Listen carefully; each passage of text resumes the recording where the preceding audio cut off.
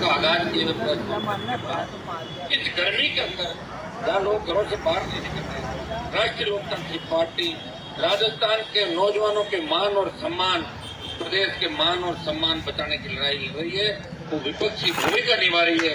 जब कांग्रेस बंद कमरों में चली गई, एयर कंडीशन कमरों में बयानवीर हो रहे हैं कांग्रेस के नेता, भारतीय जनता पार्टी के नेता, मैं मुख्यमंत्री जी को कहना चाहूंगा कि आप जोर जोर से चिल्लाते थे कि भर्ती रद्द करो, पुनर्गठन करो।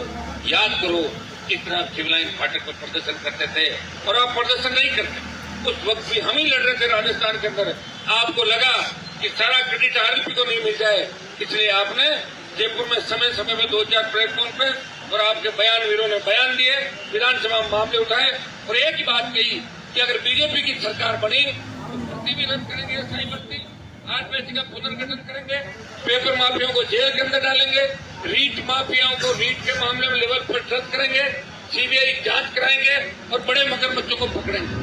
दुर्भाग्य से 1.5 साल के अंदर भजन लाल जी ने एक भी बड़ा मगरमच्छ नहीं पकड़ा। आरपीएससी के 2 मेंबर जो पकड़े गए, एक शेड्यूल्ड ट्राइब से आता है और एक ओबीसी से आता है। आपने संजय चौधरी को पूछताछ के लिए क्यों नहीं बुलाया? आपने शिव सिंह राठौर से पूछताछ क्यों नहीं की? आपने भूपेंद्र यादव से पूछताछ क्यों नहीं की? आपने तमाम लोगों से पूछताछ क्यों नहीं की? भजन लाल जी, आप कहते हो कि कांग्रेस के नेता अंधेरे में मेरे से मिलने आते हैं, उनका नाम आप क्यों नहीं बता रहे हो? उनके बेटों का नाम क्यों नहीं बता रहे हो? जिनको पूछताछ के लिए बुलाया और छोड़ दिया, आखिर क्या माजरा है? क्यों मिले हो आप लोग? पर्ची से बने हो भजन लाल जी। दिल्ली के अंदर एक खबर पहुंच गई कि आप राजस्थान नहीं संभाल पा रहे हो, विधायक आपके खिलाफ है, मंत्रिमंडल पर आपका नियंत्रण नहीं, नौकरशाही हावी है, आप कभी भी हट सकते हो। इसलिए समय रहते नौजवानों की दुआ आप कबूल करें, इस भर्ती को रद्द करें और आरपीएससी को बंद करें। ये संवैधानिक संस्था होगी। एमएलए एमपी भी संवैधानिक पोस्ट है। एमपी का चुनाव ऐसे नहीं होता। आप एमएलए पकड़ रहे हो, एमपी के खिलाफ मुकदमा कर रहे हो, चाहे जिसको सस्पेंड करवा रहे हो, आपके देश के अंदर ईडी सीबीआई भेज रहे हो।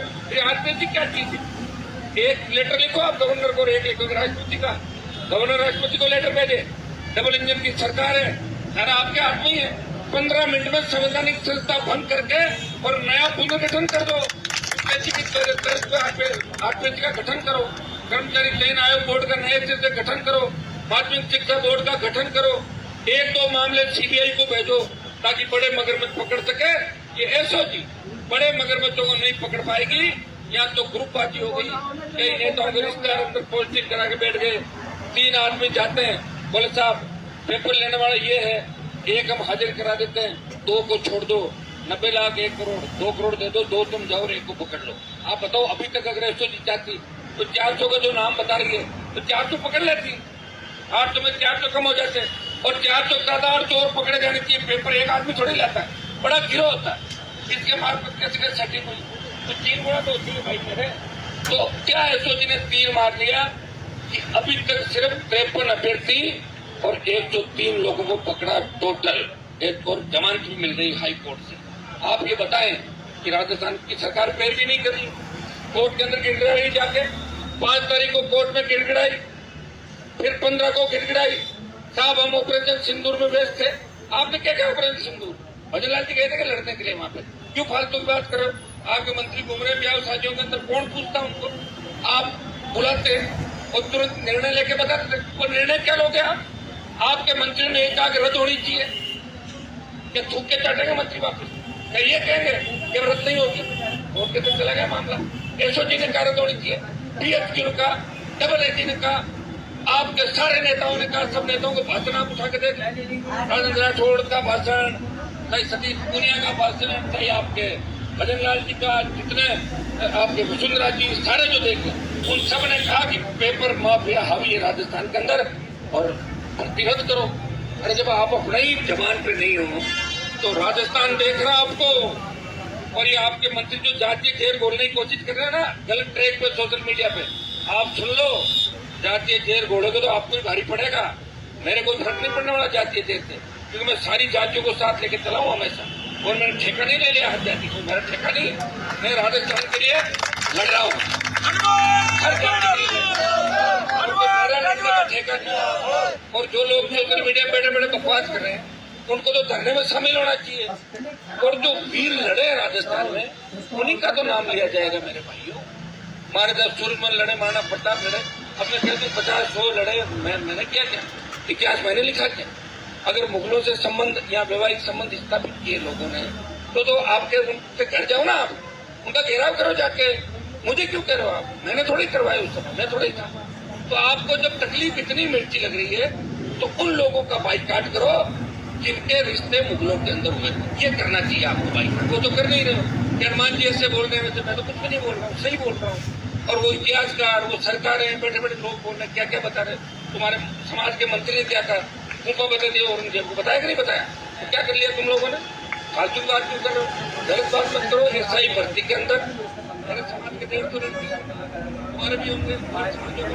अगर हम समाज देख के क्या रद्द कराएंगे, समाज देख के लड़ाई लड़ेंगे, तो फिर नौजवान को किस दिशा में आप लेके जा रहे हैं? हाँ, आपके मंत्री मैच्योर नहीं, आपके नेता मैच्योर नहीं, लेकिन चाहे जैसे बयान दे देते हैं, लोग बयान को पढ़ते नहीं, लोग पूरा वीडियो देखते नहीं। तो आप लोग कुछ भी बच्चे गलत पकड़ लेते हैं, तो उसके बाद बच्चे शुरू हो जाते हैं, बच्चे गलत बोलते हैं, बच्चों मुकदमे दर्ज होते हैं, तो फिर माफी मांगते हैं बड़ी बड़ी आधा घंटे की, साहब माफ करो, मारा जाऊंगा, बच्चा हूँ, मेरा भविष्य। तो आप सबको ये ध्यान रखना है। सोशल मीडिया के अंदर तमाम मैं आपको हमेशा कहता हूँ कि अपने गलत मामलों में सोशल मीडिया का दुरुपयोग नहीं करना चाहिए, लेकिन सही बात अगर तो सही बात हमें कहने के अंदर किसी का डर नहीं लगता। और सही बात का नाम ही हनुमान बेनीवाल है। सही बात ही बोलता हूँ मैं, चाहे किसी की लड़की लगे, चाहे कोई कुछ करे, उसे मेरे ज्यादा फर्क नहीं पड़ने वाला। सही को सही और गलत को गलत अगर देश के अंदर कहने की कोई ताकत रखता है, वो हनुमान बेनीवाल रखता है। तो कांग्रेस जब पहलवान बेटियां तकलीफ के अंदर थी, तो वो बोलते ना तुम लोग, तुम्हारे साथ हमने कई बार लड़ाई लड़ी, हर समाज के लिए लड़े, हर समाज को जहां भी जरूरत पड़ी हनुमान बेनीवाल तो समाज के लिए लड़ा। लेकिन हमारे समाज को जरूरत पड़ जाए हम लड़ते मना कर रहे हैं। और ये लड़ाई तो व्यवस्था के खिलाफ लड़ाई है। कई लोग चाहेंगे, कई लोग मंच पे आगे आके 4 दिन बात करके 4 दिन बाद दूसरी बात कर देते हैं। उनको सोचना चाहिए उन लोगों को कि हनुमान जी का मंच है, वहाँ फालतू की बात नहीं की जाती, वहाँ सही बात की जाती है और सही बात को ही सुना जाता है। भाइयों, पार्टी नहीं बना पाए राजस्थान में, डींगे आंकड़े से काम नहीं चलता है। कि हम डींगे आंकड़े बैठे बैठे बढ़ो पार्टियां, लड़ो मेरे साथ, आओ अलायंस करो, मना कर रहा हूँ, लड़ो ना मेरे साथ। वो लोगों के साथ में लड़ा हूँ मैं, जिनके साथ लड़ा मुझे छोड़ के मैदान में भाग गए, तो दुश्मन की सैंडल चप्पल उठा रहा, कोई किसी और की उठा रहा। इसलिए हनुमान बेनीवाल को कोई चुनौती आप मत दो, है तो आप चुनौती देख सकते हैं। मैं किसी के अंदर वो ताकत है जो चुनौती दे। मैं मेरी कौम के साथ साथ सर्व समाज को साथ लेके हमेशा चला। सही को सही और गलत को गलत का। बीजेपी के लोग इस आंदोलन को जातीय द्वेष त्याग के नाम पे दूसरी दिशा में ले जाने का प्रयास करें, और ये नौजवानों की ड्यूटी है।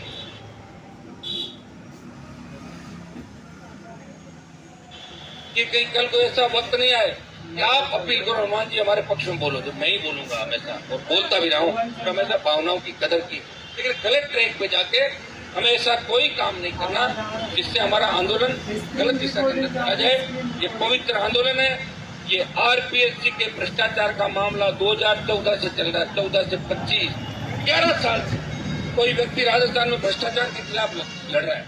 कोई व्यक्ति राजस्थान में प्रत्येक जाति जहाँ अन्याय अत्याचार होता है तो पहला ट्वीट हनुमान बेनीवाल का आता है। मैं ये देखता हूँ मुस्लिम किस जाति की, अगर मैं ये देखने लग गया तो मैं तो जाति का नेता होगा, मैं पार्टी का नेता थोड़ी हुआ। पार्टी बना के तमाम जातियों को टिकट दिए मैंने मेरी पार्टी, हर व्यक्ति मेरी पार्टी चुनाव लड़ा, हर जाति का व्यक्ति लड़ा, और लगातार लड़ तो रहा हूँ राजस्थान में। धंधा तो इकट्ठा नहीं कर रहा हूँ किसी से, फंडिंग तो नहीं ली, इलेक्टोरल बॉन्ड तो नहीं लिए। आपके नेताओं को तो क्या क्या खाते दिख रहे हैं, मैं तमाम लोगों को तो देखता हूँ रोज। मैं लड़ रहा हूँ जनता के लिए, चाहे बजरी की लड़ाई लड़ रहा हूँ आम जनता के लिए, गरीबों के लिए, चाहे जवानों की लड़ाई लड़ रहा हूँ आम बच्चों के लिए, टोल फ्री करने की बात कर रहा हूँ। हाँ, मेरी गाड़ी का तो वैसे ही टोल नहीं लगता, और मैं जब चलता हूँ 100 गाड़ी साथ होती तो किसी को औकात नहीं टोल नहीं। देश पूरे में घूम रहा हूँ ना, 200 गाड़ी लेके, कोई भी टोल और टक्कर मुझे हो जाते टोल के, आरएलपी का नाम ले तो टोल हट जाता है। मैं लड़ रहा हूँ हर आदमी के लिए, मैं लड़ रहा हूँ किसान को पूरी मुफ्त बिजली मिले, किसान का कर्जा माफ हो, भ्रष्टाचार मिटे और राजस्थान का मान और सम्मान बढ़े। अब इसको भी लोग गलत ट्रैक के लिए चले जाए तो मैं उसके बारे में कुछ नहीं कह सकता। जो समझदार है और जिनके दिमाग का पूरा विकास हुआ है वो तो पूरी बात सुनने के बाद ही कमेंट करते हैं। पर अगर विकास नहीं हुआ, दवाई ले, दिमाग का विकास भी साथ साथ करते रहे और उसके बाद अपनी बात बोल तो ज्यादा अच्छा होगा। बाकी फर्क नहीं पड़ने वाला, आप भी जानते हो। मैं तो लड़ के इतना पक्का हो गया, छोटी मोटी बातों में मैं ध्यान में नहीं रखता। कौन क्या कर रहा है, मैं सीधी दिशा के अंदर लड़ रहा हूँ। 25 को हमने राजस्थान को बचाने के लिए ऐलान किया। शासन चुनाव के अंदर 1 महीना में बच्चों को 20 था, मुझे बड़ा दुख हुआ, बच्चे वहां आए नहीं। और आम बच्चे शासन चुनाव ही नहीं चाहते, सिर्फ जो नेता बनना चाहते हैं वही चाहते हैं। अगर आम बच्चे चाहते तो आजा, 4 लाख जयपुर के अंदर है। मुझे बड़ा दुख होता है, मैं बैठा हूँ, मैं सबको लेके आता हूँ साथ, अपना आप कोई नहीं आता।